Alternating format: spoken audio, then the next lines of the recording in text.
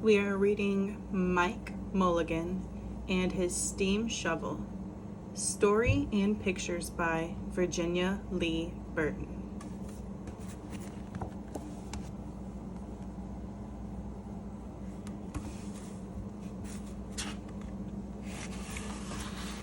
Mike Mulligan and His Steam Shovel.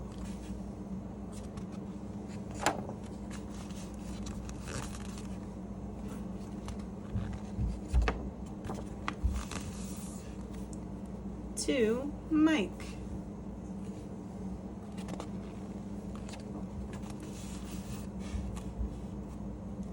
Mike Mulligan had a steam shovel, a beautiful red steam shovel. Her name was Mary Ann. Mike Mulligan was very proud of Mary Ann. He always said that she could dig as much in a day as 100 men could dig in a week. But he had never been quite sure that this was true. Okay.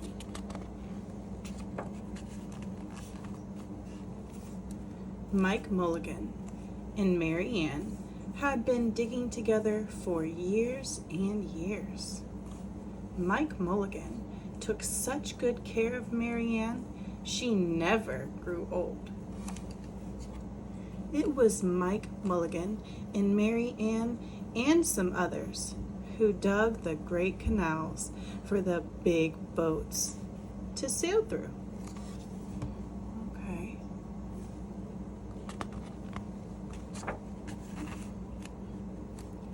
It was Mike Mulligan and Mary Ann and some others who cut through the high mountains so that trains could go through.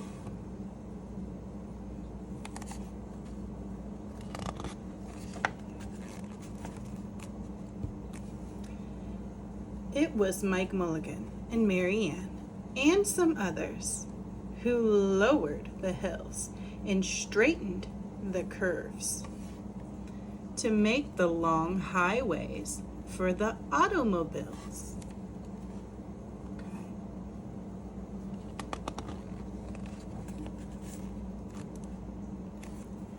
It was Mike Mulligan and Mary Ann and some others who smoothed out the ground and filled in the holes to make the landing fields for the airplanes.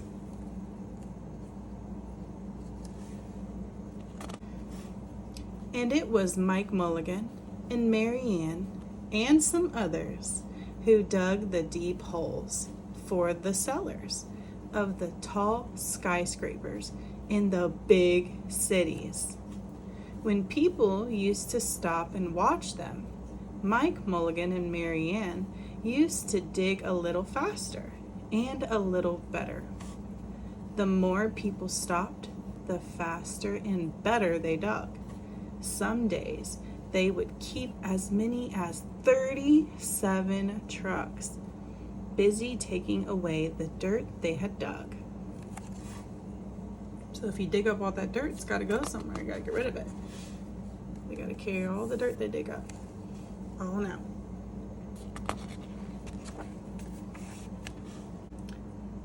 Then along came the new gasoline shovels and the new electric shovels and the new diesel motor shovels and took all the jobs away from the steam shovels.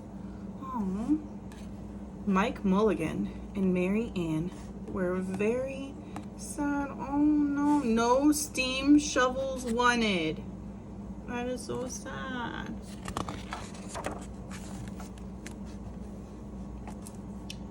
All the other steam shovels were being sold for junk or left out in old gravel pits to rust and fall apart.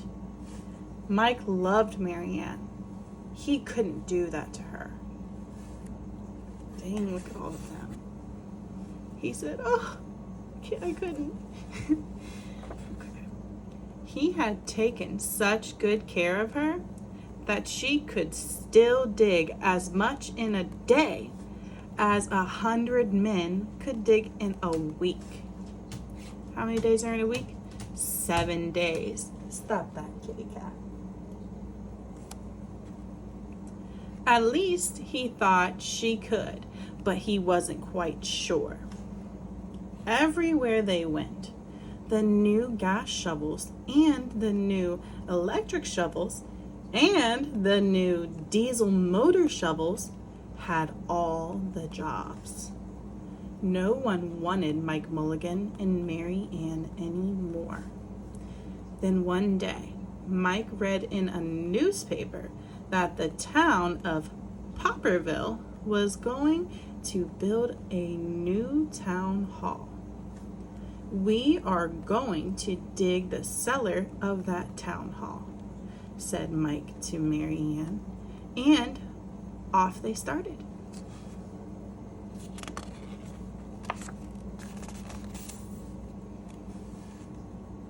They left the canals and the railroads and the highways and the airports and the big cities where no one wanted them anymore and went away out in the country. Okay?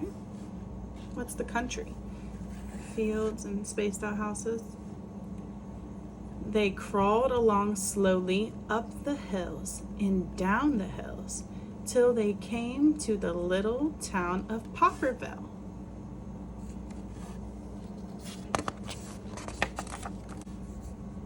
When they got there, they found that the selectmen were just deciding who should dig the cellar for the new town hall.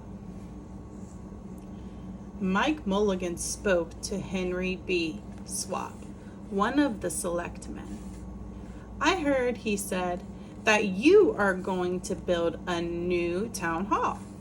Mary Ann and I will dig the cellar for you in just one day. What? Said Henry B. Swap. Dig a cellar in a day? It would take 100 men at least a week to dig the cellar for our new town hall. Sure, said Mike, but Mary Ann can dig as much in a day as 100 men can dig in a week, though he had never been quite sure that this was true. Then he added, if we can't do it, you won't have to pay. Henry B. Swap thought that this would be an easy way to get part of the cellar dug for nothing. So he smiled in rather a mean way. Ooh, what does a mean smile look like? So you're smiling, but you're kind of like, I'm gonna get you.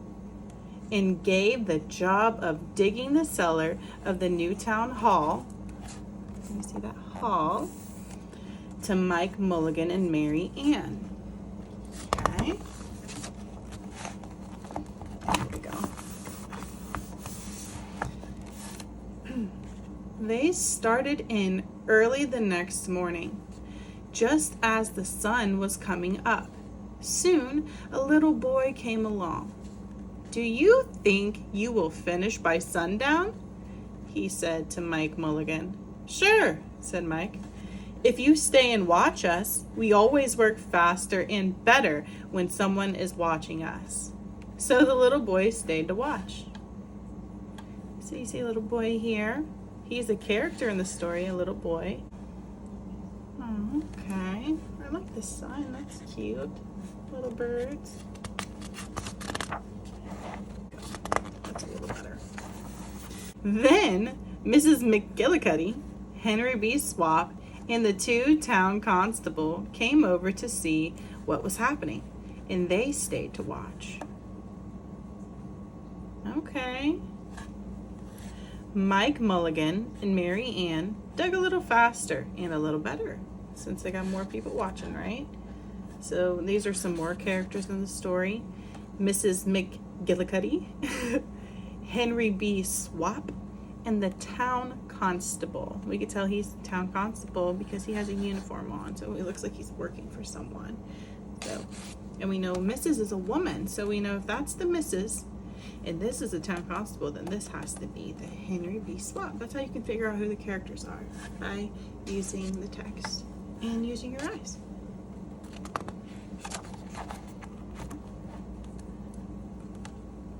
This gave the little boy a good idea. He ran off and told the postman with the morning mail, the telegraph boy on his bicycle, the milkman with his cart and horse, the doctor on his way home, and the farmer and his family coming into town for the day. And they all stopped and stayed to watch. That made Mike Mulligan and Mary Ann dig a little faster and a little better.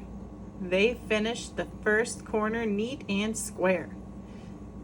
But the sun was getting higher.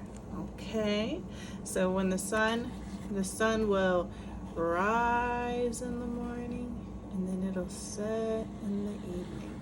So if it's halfway up, it's mid through the day. So he's halfway through the time he has. So now the sun's going to start going down and it's going to start getting darker in the evening. And that's all he has until the evening to get it done. Clang, clang, clang.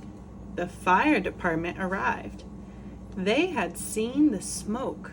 Oh, okay. So they seen the smoke from his machine, and the fire department came because the fire guys, if they see smoke, they think there might be a fire, right?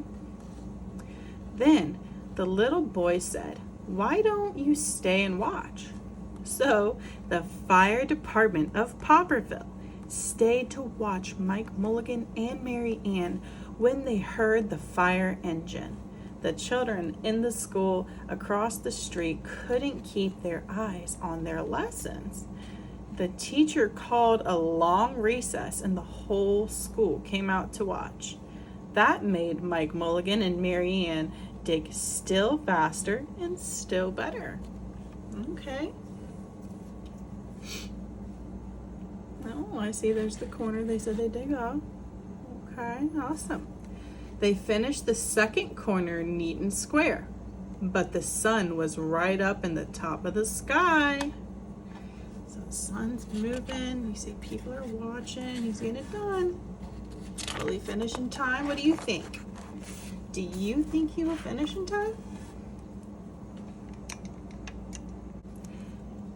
Now, the girl who answers the telephone called up the next towns of Bankerville and Bopperville and Kipperville and Copperville and told them what was happening in Popperville. Wow. All the people came over to see if Mike Mulligan and his steam shovel could dig the cellar in just one day. The more people came, the faster Mike Mulligan and Mary Ann dug. But they would have to hurry. They were only halfway through and the sun was beginning to go down. Ooh, okay, so the sun's going down now. They finished the third corner. Oh my goodness. Neat and square. All right, so there's 4 corners to a square. 1, 2, 3, 4. The sun's starting to go down. Never had Mike Mulligan and Mary Ann had so many people to watch them. Never had they dug so fast and so well, and never had the sun seemed to go down so fast. "Hurry, Mike Mulligan, hurry, hurry," shouted the little boy. "There's not much more time." Dirt was flying everywhere. Oh, okay, I see here, dirt flying everywhere. And the smoke and steam were so thick that people could hardly see anything. So if it's something so, you see how it's so dark? If someone was standing in here, they couldn't even see us. We couldn't see them because it's so thick. It blocks things. It's thick. But listen. What do we use to listen? Our ears. Let's put if you put your hand over your ear and cup it, you can hear better. Okay, so cup your hand over your ear and let's listen. Bang, bang, crash, slam. louder and louder, faster and faster. Okay. Then suddenly it was quiet. Slowly the dirt settled down. The dirt settles to the ground. So how would that sound? So if the dirt, you heard the dirt settling, it'd be like hitting the ground, and then it would be quiet. The smoke and steam cleared away. So there was smoke and steam everywhere, and it cleared out of the way, and the dust settled. And there was the cellar all finished. So we had a square, right? And we said that squares have 4 corners. 1, 2, 3, 4. 4 corners, neat and square. 4 walls, straight down. Boom, boom, boom, boom. Squares have 4 corners and 4 sides. And Mike Mulligan and Mary Ann at the bottom. Oh, and the sun was just going down behind the hill. Hooray! Shouted the people. Hooray for Mike Mulligan and his steam shovel. They had dug the cellar in just one day. So now that we see Mike Mulligan and his steam shovel, and he buried down into the ground a big square, how do you suppose he's going to get out of there? Do you have any ideas? Think about it for a minute. How could he get this big heavy metal machine out of the hole he just dug himself into? How could he do it? So keep that in mind.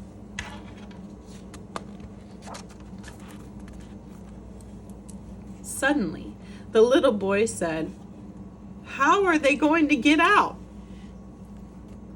"That's right," said Mrs. McGillicuddy to Henry B. Swap. "How is he going to get his steam shovel out?"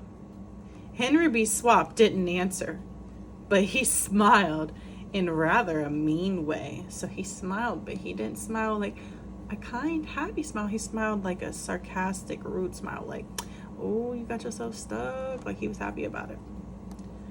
Then everybody said, "How are they going to get out?" "Hi, Mike Mulligan.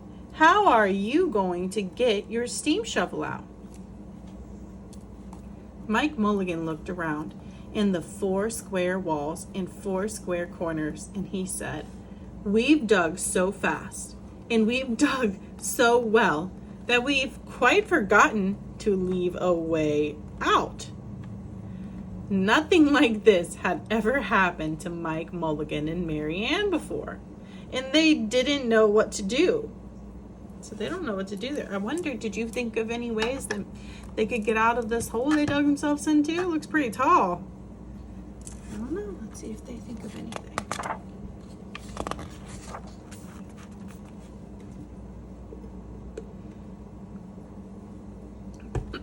So I see a bunch of people over here. They're all gathered around and they're talking. They're probably all discussing like you were thinking with me.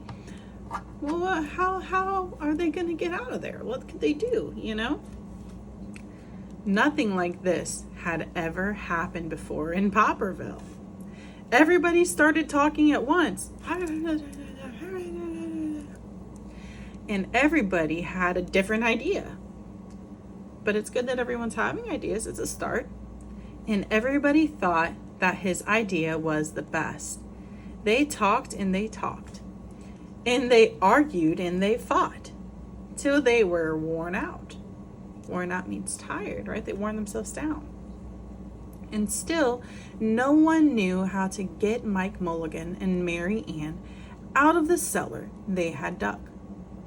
Then Henry B. Swap said, "The job isn't finished because Mary Ann isn't out of the cellar, so Mike Mulligan won't get paid." And he smiled again in a rather mean way. Wow. Henry B. Swap's a little grumpy meanie, huh? Now the little boy, who had been keeping very quiet, had another good idea. He said, "Why couldn't we leave Mary Ann in the cellar and build the new town hall above her?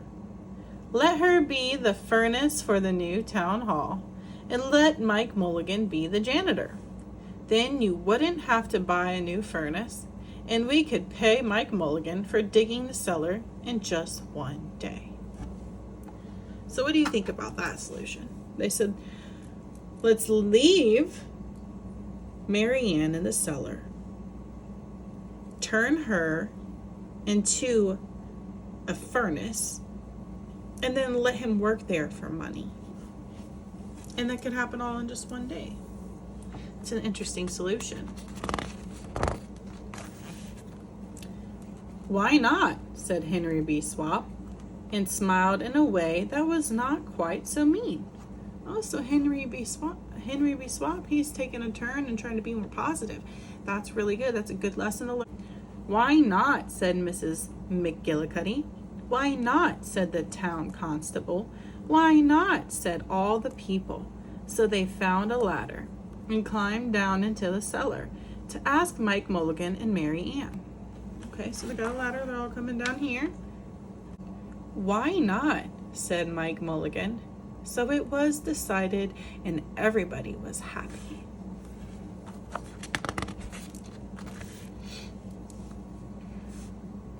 They built the new town hall right over Mike Mulligan and Mary Ann. It was finished before winter. Winter is when snow comes down and it is cold. Every day, the little boy goes over to see Mike Mulligan and Mary Ann. And Mrs. McGillicuddy takes him nice hot apple pies. Ooh, apple pie. Do you like apple pie? As for Henry B. Swap, he spends most of his time in the cellar of the new town hall, listening to the stories that Mike Mulligan has to tell, and smiling in a way that isn't mean at all. Wow, good for Henry. He decided to be positive and be nice to people. I'm so happy for him.